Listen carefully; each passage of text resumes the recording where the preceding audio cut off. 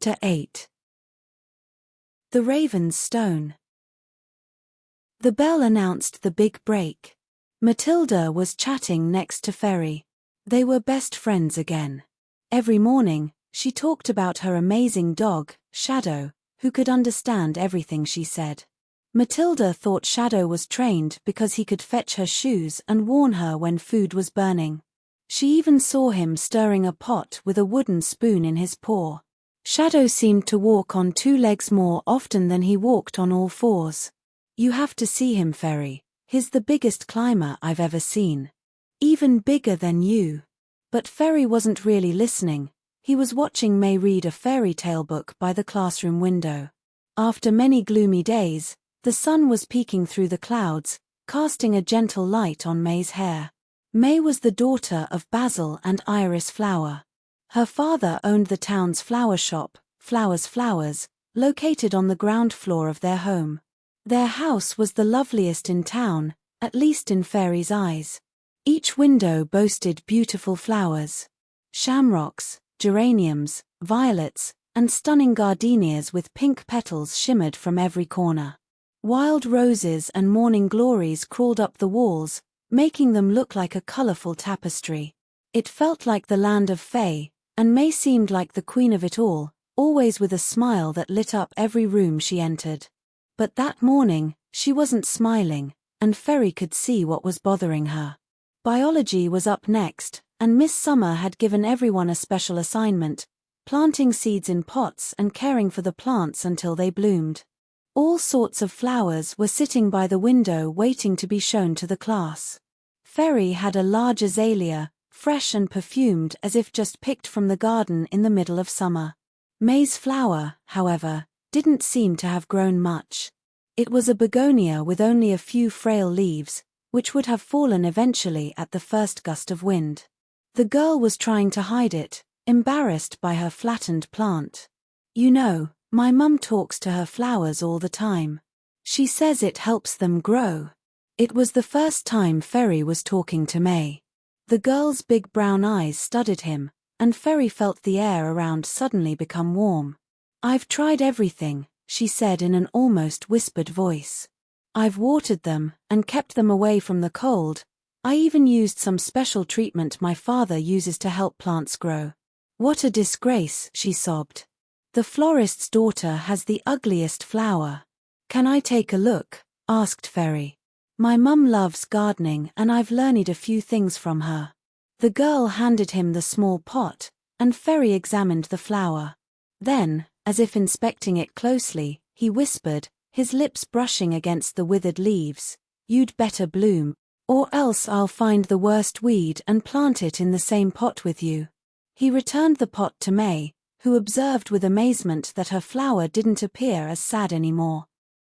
Even the leaves seemed to brighten up a bit. "See, I told you. You should talk to plants," said Ferry, light growing in his eyes as he looked at her. May smiled back at him with all her heart. When the biology class started, she had the most beautiful flower of all. "Do you like May?" Matilda's question hit Ferry like thunder. She glared at him with piercing eyes, her hair ribbon drooping and falling onto her forehead. Her foot stomped, and her left eye twitched. And those were not good signs. Not good signs at all. "Do you think she's pretty?" Ferry started to feel flustered. "Well, it's not a like, it's more like of. She hasn't even noticed you, you know," Matilda continued without paying attention to him. "She's just flipping her hair around so everyone looks at her," she added, running her hand through her short hair trying to imitate May. "You think you could be friends? You're wrong. She's in Cecilia's group. Girls like them will never be friends with children like us." Matilda paused for a moment to take a breath. The three of them were walking home, as always, and Ben was shrinking as Matilda's mood worsened. She had finally let him join their group, but she didn't talk to him much. This time, she did. "She's not even that pretty," she went on. "Ask Ben if you don't believe me." And she suddenly turned to Ben, who nearly stumbled. "Well, she's not that ugly," the poor boy mumbled, wishing he would shrink small enough to hide behind his glasses. Matilda stopped abruptly, pointing a threatening finger at them both. "I'll never talk to any of you again." Then she continued walking briskly.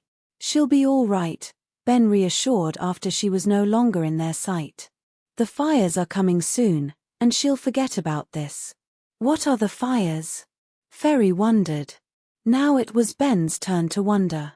"You mean you never went to the fires of the hills?" Ferry shrugged. "I think my father mentioned it a couple of times.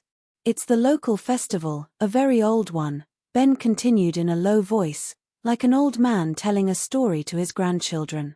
"A long time ago, at harvest time, people who lived in the old village used to make fires on the hills to bring offerings for the spirits of the forest. And the spirits came and warmed themselves beside the fires when the weather was getting cold. Then the spirits would taste people's food. It was their way of being kind to the spirits so that the following year, they wouldn't ruin their crops. And guard them, and protect them from dangers and bad weather. Now that the village is gone, folks in town keep up the tradition. It'll be great, you'll see. People set up tents on the hills, and there's loads of food and drinks on tables. Everyone brings their own grub, and then we all eat together. There's even a kite contest and other contests like Best Pie or Best Story. At the end, people light fires on the hills and tell spooky stories. Last year I made my own kite, a purple dragon. But Billy Pride always wins. His dad gets his kites from the big city, beyond the hills," Ben said, sounding a bit bitter. "Are you coming this year?" he asked, his eyes hopeful. "I don't know. I suppose I could ask my mum. It would be great if you came. I bet you could win the climbing contest. Although I don't know if there will be a climbing contest this year." "Why not?" Ferry wondered. Ben cast a strange glance, and Ferry could see fear in his eyes. "Well, you see, the climbing contest usually happens in Shepherd's Forest. And there's this legend that says every 7 years, someone goes missing in those woods. And they never return. They say it happened to the shepherd the forest is named after. He vanished with his 300 sheep a long time ago, and no one has seen him since," Ben added, almost whispering. Ferry frowned. "Do you know anyone who vanished?" "I don't. But my mum does. 21 years ago, Sam Digit's great-grandfather disappeared. Sam doesn't remember him, of course. And then 14 years ago, Jason Scott's grandfather also vanished." "Who disappeared the last time?" Ferry asked. Ben looked away. Then he spoke in a low voice, looking around as if afraid to be heard by someone unseen. "Matilda's mum." Ferry had never been to Shepherd's Forest. From the top of the walnut tree, he could see it clearly. Each time he looked, he had a strange feeling, as if someone or something were waiting for him there, in the depths of darkness. "What do you know about the Shepherd's Forest, Mum?" Ferry asked his mother that evening, settling into a seat in front of her, near the fireplace. Eileen looked at him over her glasses. The question made her shift uncomfortably in her chair. "Why are you asking about the forest?" Ferry shrugged. "I'd like to go there sometime." In the dim light of the fire, Ferry could see his mother's anxiety growing. She wriggled in her rocking chair and put the knitting aside. "Ferry, I'd like you to stay away from that forest. Bad things can happen to you there." "What things?" he asked.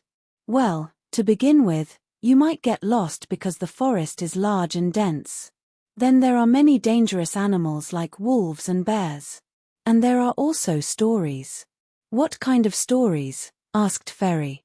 Now he was even more curious. "Well, they say many bad people hide in those woods. Thieves, murderers." "What about the vanishings?" His mother shifted in her chair again. "There have been a few incidents, but they were all because of people's foolishness. You don't go to a place where you know criminals might be hiding. I'm sure the people who disappeared just had the misfortune of encountering one of those criminals lurking there." "I know, but Ben's mother says that every 7 years, Someone just vanishes around the forest.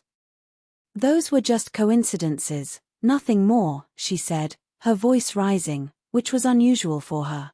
And I don't want you to talk about this nonsense anymore. Especially not in front of your father. If he finds out you believe Mrs. Knight's stories, he might not let you go to Ben again. Besides, they're different from us. Different? Ferry wondered. Different how? Enough with this, his mother cut him short. Now go to bed, it's late. And please, promise me you won't go near that forest without me or your father around. Ferry dragged his feet to his room. He went to the window and looked out at the woods again. The night shadows hovered above the trees, shrouding the forest in darkness. Suddenly, a dark shape detached from the branches and flew towards his window, growing ever larger. Ferry stood frozen, listening to his heartbeat. It was his raven. He had started to think of the bird as his own. He had made a cozy nest for him outside his window. Every night, he saved some breadcrumbs and cookies for him which he put outside his window. He had even found a name for him, Baldy. Because of his bald head, of course. Yet that evening Baldy didn't eat the breadcrumbs as usual. Instead, he tapped on the window with his beak. Ferry let him in, and Baldy flew inside, landing in the middle of the room. Then, he dropped something from his beak right in front of him. Ferry picked up the object. It was unlike anything he had ever seen, a small, black rock that shimmered in his hand. It resembled a smooth river stone, but what caught his eye was the hole in the shape of a half-moon at its center. Ferry peered through the hole in the stone towards the forest.